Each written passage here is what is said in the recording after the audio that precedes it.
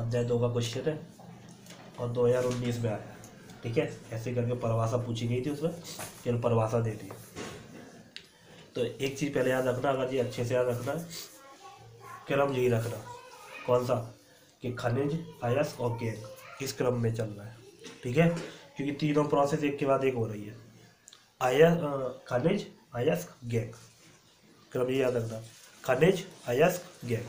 ठीक है, उसके बाद याद करना चालू करो। पहले ये याद करो, खनिज, अयस्क, गैंग, ये क्रम है। ठीक है, और तीनों में किसका जिक्र है? धातुओं का। ठीक है, तीनों में याद रखना है, खनिज, अयस्क और गैंग में किससे संबंधित है? धातुओं से संबंधित है। ठीक है, और धातुएं कहाँ से मिलती हैं? जमीन से मिलती है, जमीन के नीचे से मिलती है। ठीक है, एक तरह से। और किस रूप में मिलती है? प्राकृतिक रूप में मिलती है। प्राकृतिक मतलब जो प्रकृति के द्वारा दिया जाता है। ठीक है, तो बस इतनी बात आई। खनिज, अयस्क और गैंग ये क्रम है। ठीक है, किससे संबंधित है? धातुओं के संबंधित में पढ़ना है कि कहाँ से निकल रही है, फिर और उसके बाद क्या हो रहा है, उसके बाद क्या हो रहा है। ठीक है, तो देखो खनिज, सबसे पहले खनिज पहुंचे तो खनिज में क्या करना है? धातुओं को निकालना है। और धातु कहाँ से निकल रही है बताना है। तो हमने वही लिखा, धातु कहाँ से मिल रही है? पृथ्वी से प्राप्त हो रही है। पृथ्वी माने जमीन से प्राप्त हो रही है, धरती के नीचे से निकलती है। किस रूप में निकलती है? प्राकृतिक पदार्थ एक तरह से। ठीक है, प्राकृतिक पदार्थ जो प्रकृति देता है ऐसा। ठीक है, प्राप्त कहाँ से हो रही? पृथ्वी से प्राप्त हो रही है। और उनका नाम क्या दिया है? नाम दिया है धातुएं और उनके यौगिक।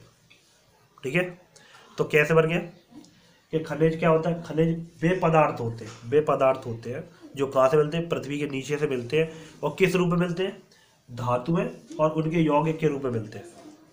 ठीक है, धातुएं और उनके यौगिक के रूप में मिलते हैं। प्राकृतिक पदार्थ जो पृथ्वी से प्राप्त होते हैं खनिज कहलाते हैं। ठीक है, इतना हुआ। अब ये अपन ने क्या किया? खनिज में धातुएं और उनके यौगिक को जमीन से निकाला। ठीक है, अब खनिज के बाद किसका नंबर आया?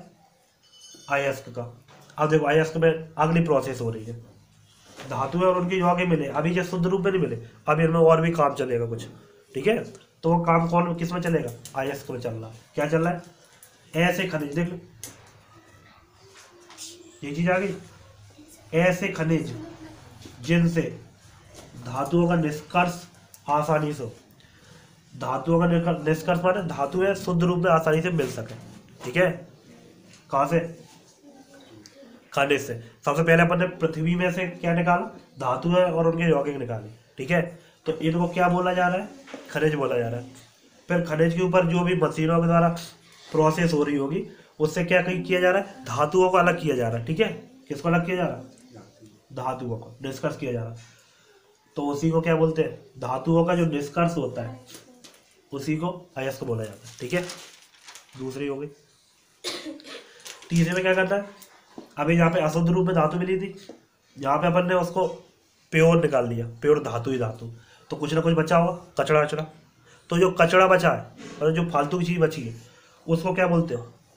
उसको गैंग बोला जाता है। तो वो यहाँ लिखा, देखो खनिज था तो अयस्क में खनिज के ऊपर कर रहे थे काम। गैंग आया, गैंग में किसके ऊपर कर रहे हैं? अयस्क के ऊपर काम चल रहा। क्या लिखा? अयस्क में उपस्थित व्यर्थ पदार्थ, धातुएं तो निकाल ली, अब कचड़ा बचा एक तरह से। तो वो कचड़ा है वो क्या है? व्यर्थ पदार्थ। व्यर्थ माने क्या होता है? जो बेकार है, भाई काम कर रही है। और व्यर्थ पदार्थ की नाम भी दे दिया जाता है। क्या नाम है? रेत, मिट्टी, इस प्रकार की चीज, फालतू चीज बची। ठीक है, तो इन्हीं को क्या बोलते हैं? इन्हीं व्यर्थ पदार्थ को क्या बोला जाता है? गैंग कहा जाता है। ठीक है, यदि बात आई। पहले में खनिज मतलब जो पृथ्वी के नीचे से प्राकृतिक पदार्थ मिल रहा है, धातुएं और उनके यौगिक, इनको हम खनिज कहते हैं। और खनिजों से धातुओं का निष्कर्ष अयस्क कहलाता है। और अयस्क में जो फालतू की चीजें होती है, व्यर्थ पदार्थ होता है, उसे हम गैंग कहते हैं। ऐसे तीनों क्रम में हो जाएंगे। ठीक है, पढ़ लो।